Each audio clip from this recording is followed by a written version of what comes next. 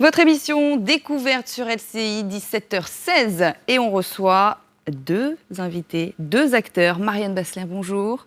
Et Xavier Gallet, merci d'avoir répondu à notre invitation. On va donc parler théâtre, présent parallèle au Théâtre de la Reine Blanche jusqu'au 3 novembre. Une pièce troublante et très singulière. Allez, je vais essayer de faire un résumé. On est en 2016. Une comédienne et son mari, directeur de théâtre, interprété par Jean Alibert, c'est celui qui manque, tentent de monter une pièce. Une pièce qui imaginerait un monde où les Alliés auraient gagné la guerre et où la démocratie régnerait dans toute l'Europe. Parce que oui, ce 2016 que l'on découvre, c'est un 2016 où les nazis auraient gagné la guerre en 1944 et sont au pouvoir et imposent la dictature dans toute l'Europe. Mais plusieurs coups de théâtre pendant la pièce, des coups de théâtre qui vont nous faire voyager. Alors vous avez peut-être du mal à comprendre, c'est normal, mais allez, extrait pour voir de quoi on parle.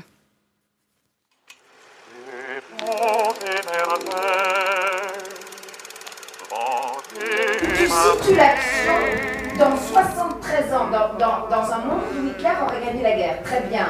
Où le nazisme serait encore au pouvoir, très bien. En plus, l'intrigue est bizarre.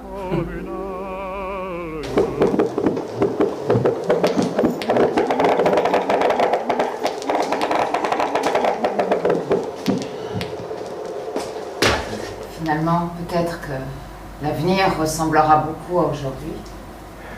Il y aura dans tous les cas des planqués, des arrivistes, des gens qui essayeront de fuir et dont personne ne voudra, et d'autres qui essayeront de les aider, de résister. Alors cette pièce, c'est un vrai voyage dans le temps. On est à Paris dans un théâtre, mais on vit plusieurs Paris. Un Paris en 2016 occupé par l'Allemagne nazie qui a gagné la guerre. Le Paris de 1943 pendant la guerre et le Paris actuel en 2016 comme on le connaît aujourd'hui. On a finalement l'impression d'être un peu au volant de la DeLorean. On fait des retours vers le futur. Qu'est-ce que vous avez pensé, Marianne Bassler, quand vous avez lu le scénario ? Écoutez, il y a eu plusieurs versions dans la pièce. Il y en avait une plus aride, et après, il a réintroduit un rapport, Jacques Attali a réintroduit un rapport avec le personnage de Xavier Gallet, l'autre, qui permet, je pense, plus facilement de lier ces trois périodes, et qui, voilà, Xavier Gallet est dans la première période un producteur, dans la deuxième période mon grand-père, et dans la troisième période, mon mari. Donc, il y a plus de... J'ai trouvé la pièce très passionnante parce qu'elle met elle raconte ces moments de transition dans l'histoire où on peut aller vers une direction ou vers une autre. En l'occurrence, ici, Franklin Roosevelt est mort en 1943 au lieu d'être mort en 1945, et ça aurait changé le cours de l'histoire. Donc ce sont sur ces petites variations de l'histoire qui créent cette uchronie, c'est-à-dire cet autre aujourd'hui où les nazis auraient gagné la guerre. Xavier Gallet, vous avez tout de suite accepté ? Ah oui, parce que je dois avouer qu'à la première lecture, je n'ai pas tout compris, ce qui est rare, parce que j'ai l'habitude de lire, vous savez, au théâtre. Et non, je n'ai pas tout compris, et c'est ce qui m'a fasciné. Et j'ai tout de suite senti que ça allait être une expérience en plus qui est ludique pour les spectateurs et aussi pour les acteurs qui ont tous les trois à avoir 3 rôles chacun. Et ce mélange d'expérience, d'objets curieux et en même temps de légèreté, ça m'a tout de suite séduit. La pièce, vous l'avez dit, est écrite par Jacques Attali. Alors Jacques Attali, on le connaît surtout comme l'énarque, le polytechnicien, ancien conseiller de Mitterrand à l'Élysée, auteur de plusieurs livres. Alors après, c'est vrai que cette réflexion, cette mise en abîme, elle est finalement pas étonnante de lui. Cette pièce, c'est quand même une vraie réflexion sur notre société aussi actuelle. Il y a des références, des petits clins d'œil, mariage pour tous, le sort des réfugiés, le terrorisme aussi notamment. Oui, c'est une pièce qui parle d'aujourd'hui et qui, du coup, pour mieux comprendre l'aujourd'hui, s'amuse avec toutes les possibilités du théâtre, c'est-à-dire les voyages dans le temps, les voyages entre la réalité et la fiction, et puis le déguisement et tous ces plaisirs-là. Ouais. Vous jouez plusieurs rôles, en effet, tous. Marianne Bassler, une mère, grand-mère, petite-fille, tout ça en 1h30. C'est quand même un vrai challenge pour une actrice, c'est stimulant. Oui, c'est très, très ludique. On s'amuse beaucoup, tous les trois. C'est une pièce qui nous permet une grande liberté d'invention. Et on forme avec Jean Alibert un trio passionnant et inventif. C'est très agréable. C'est vrai que aussi bien dans le fond que dans la forme, cette pièce, je trouve, interroge la liberté, notamment de l'artiste dans notre société. Quelle est la part d'audace qu'il a le droit encore de prendre? Est-ce qu'on donne à nos artistes la possibilité d'être insolents? Et là, il le dit d'ailleurs dans la pièce, mon personnage le dit, le théâtre est le révélateur de tout le reste. C'est-à-dire que le spectateur, évidemment, à travers un monde qui se passe dans le théâtre, car on voit 3 époques, mais qui se passent à chaque fois dans des théâtres, c'est le reflet, en fait, de chacun par rapport à ses propres engagements au quotidien. La mise en scène, elle est signée Christophe Barbier, patron de l'Express, éditorialiste politique, mais très grand amateur de théâtre, sur scène et côté mise en scène. Comment se sont passées les répétitions avec lui ? Très bien, très très bien. Et je crois qu'il était totalement à l'écoute et en même temps il connaissait bien la pièce pour l'avoir déjà jouée chez Jacques Attali. Et c'était très très très agréable, pas très différent de ce qu'on peut vivre avec d'autres metteurs en scène, si ce n'est que lui il est de plein pied avec l'actualité et que ça c'était déjà passionnant à vivre. Amusant et ça créait quelque chose d'enrichissant par rapport à cette histoire qui raconte aussi la crise du monde dans lequel on peut vivre à l'intersection de ces 2 élections par rapport à ce qu'on est en train de traverser.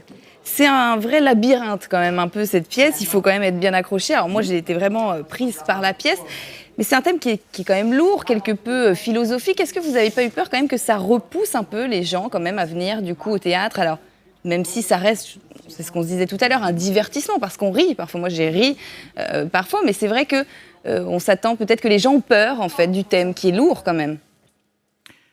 Peut-être qu'il pourrait avoir peur a priori, mais nous-mêmes, on s'est posé la question, à savoir s'il n'y avait pas trop de références, si ce n'était pas un théâtre qui aime trop le théâtre, parce que Jacques Attali est un amateur de théâtre, et c'est vrai que ça fait plaisir d'avoir à jouer des pièces de gens qui aiment aller au théâtre, et pas simplement qui écrivent à partir de simplement leurs ressentis enfermés dans la chambre. Mais en fait, c'est tellement ludique que tous les gens qui aiment, je sais pas, les jeux de rôle, les gens qui aiment passer leur temps avec la zapette là, à changer de chaîne en chaîne, ou qui passent leur temps sur Internet, ou même qui écrivent des textos en même temps qu'ils parlent, se reconnaissent dans la structure, la structure même de la pièce, où les gens ne sont pas étonnés en fait de pouvoir passer d'un temps à un autre, d'avoir un personnage qui en fait parle au personnage qui est à côté, mais en pensant qu'il parle en même temps à l'autre qui vit 45 ans avant. Au contraire, il y a un grand plaisir pour les spectateurs à surfer.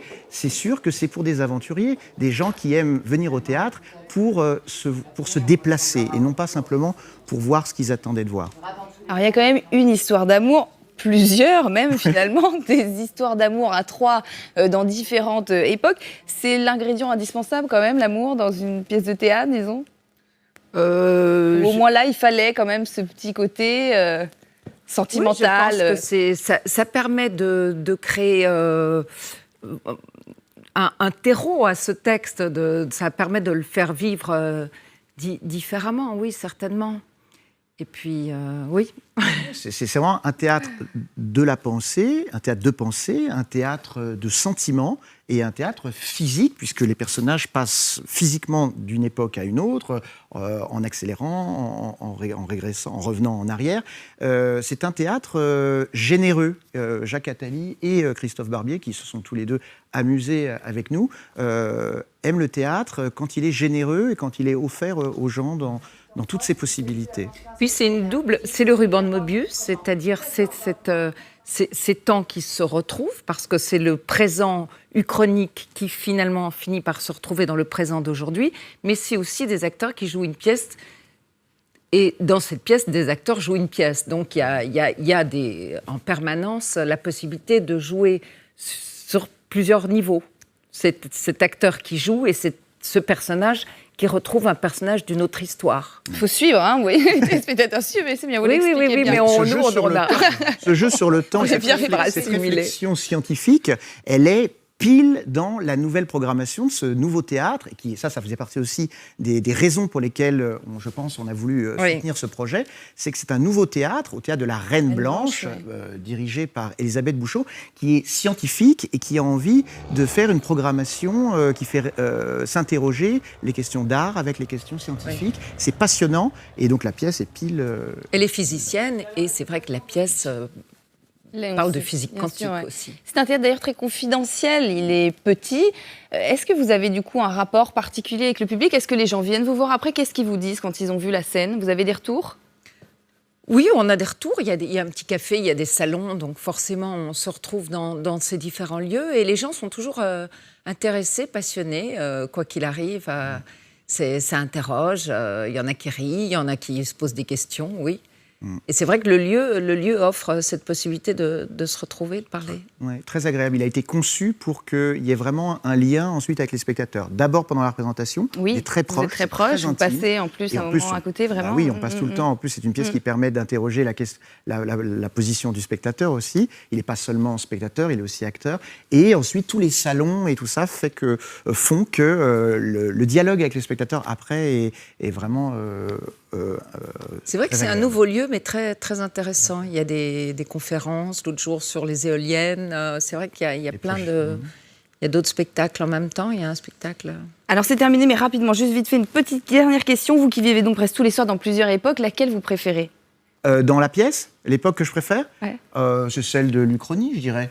Parce qu'on est aujourd'hui, mais ailleurs, comme aujourd'hui. Oui, moi j'aime bien les deux 2016. D'accord, bah c'est parfait, c'est noté. Présent parallèle, c'est du mardi au samedi soir au Théâtre de la Reine Blanche et c'est jusqu'au 3 novembre. Marianne Bassler, Xavier Gallet, merci à vous. Et vous, eh bien, restez avec nous tout de suite, l'essentiel de l'info sur LCI.